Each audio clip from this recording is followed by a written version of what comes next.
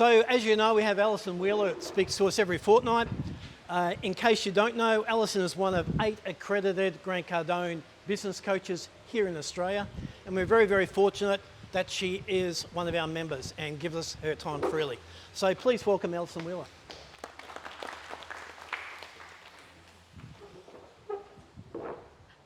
Good morning again, everybody. So I know that last time, and who recalls what A cubed was from last time we spoke? Does anyone remember what A cubed was? There were 3 points to it. Simple. And they make a world of difference. Yes. Approach, action. Yes. And the prize goes to Trish. Woo! Attitude, approach, and actions. Now, gold star to you. Now, one of the things that we spoke about, and I spoke about in terms of that approach, is using the power of agreement. And I had a lot of blank faces or confused faces when we talked about agreement as an approach. So I thought we might dive into that, and I have Kyle, who has kindly volunteered last week. He did volunteer, I promise. He just might have been re-volunteered to help, because what I think is important is to understand how do you volunteered last week. Last time, how do you use agreement? Because if you have someone who is objecting to you, or someone who is coming up with a complaint or something, then they're not in alignment. Well, how do you move that forward?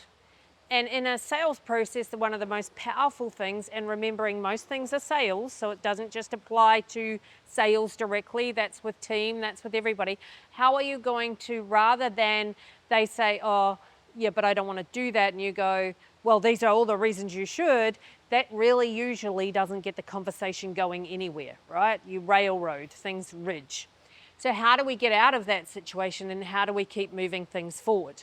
So today, Kyle and I are going to practice, and then you guys are going to have a go at using agreement instead of disagreement in order to move things forward. So what does that actually look like?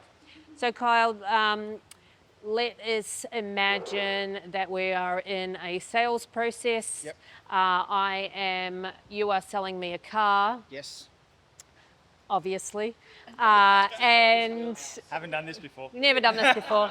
Never ever.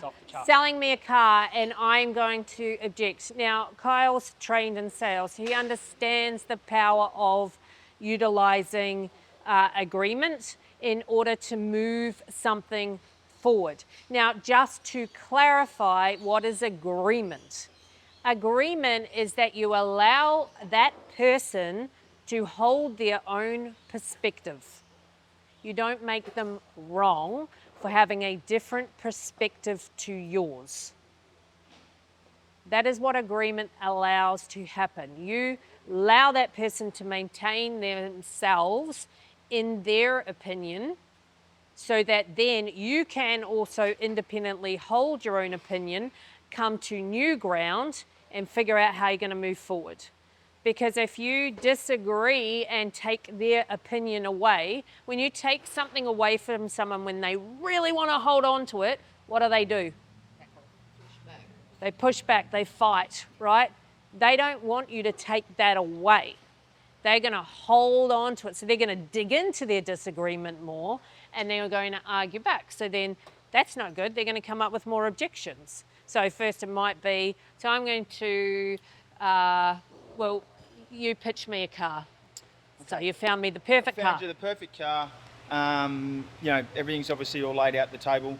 And then I guess, you've always got to ask for the opportunity of business. So, obviously you've gone to the client and then said, obviously we've got everything that you were chasing. We've got the repayments that you're after. What were your thoughts? Are you looking to continue? Okay, so I would adjust that question, but let's go with that. Go for it. So, because that's opening up a can of worms that you might not want to go down, right? So Yep. A really good question is, have you heard or seen enough to make a decision? Yep. Right? Because it's more pointed. Yes, no. Yes, I have. Cool. Okay, great. Sign here. No. Okay, what is it that's holding you up? What is it that's in the way? What are you concerned about, right? People are afraid often in sales to actually ask that question because they don't want to get the no. But if you don't get the no, you can't handle it because they were going to say no, and then you're just causing them to make up some load of rubbish and they're going to lie to you. So, but let's say you've asked me that question, which is totally fine. What my objection is, I'm going to say to you, oh, look, it's too expensive. Okay. And I completely understand that. And it's a big commitment and we need to make sure that everything's in line. So just for a little bit of feedback, when you say it's too expensive, are you looking at the overall price of the vehicle, or are you considering the finance repayments? Yeah. So see, that's agreement. He has acknowledged me. So I'm like, oh, he understands. He's not trying to just go straight back into, oh, well, you should get it for all these reasons. Kyle knows that he's in the close, right, of the sale. When you're in the close of the sale, you stay there. You don't go back into selling. Different process. You have to understand where you are in the sales process in order for you to have confidence and know where to move into work. So when he validates my concern, I'm calmer. I'm not going to keep attacking and fighting, right? Because what I'm saying is probably a load of rubbish anyway. I'm just reacting. Because most people will have a reaction first, and then if you respond badly to that reaction, you won't get past it. So he's validated my concern, fantastic. And then he's got curious to find out, well, where is that concern? Like where do we actually have the issue? So now I feel like I can communicate with Kyle. Now, what would have happened? Okay, so that was a great example of agreement. I want you to give me a crappy example of agreement. So I'm still going to disagree on price. Yeah. So you've asked me, so I'll say again, no, look, it's just too expensive. Look, obviously this is our best price we can put forward. We've given you everything on the table that you asked for. I don't see any reason why we couldn't proceed on what we agreed. Well, like I said, it's just too expensive. Like, I need to shop around. I want to go to other people and do some price comparisons. There's no need to do that because I've given you my best price. So see the difference? Like, I'm going to ridge against that. It's like I'm already annoyed. Like, you can feel that within yourself if you go down that path where you're so rigid, there's no curiosity. You haven't validated the person's concerns. So then as that person is now, I'm not heard. So I'm going to push back further. I'm going to argue more. I'm going to come up with another objection.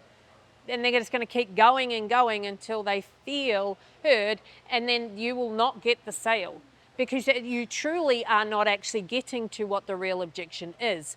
Because although I'm throwing up a price objection, at this point in time, Kyle doesn't know if that's the real objection, and you cannot close a sale if you don't know what the objection actually is. And just because they said it's price, or the first thing they've said, it's unlikely that's the real objection, so you need to dig.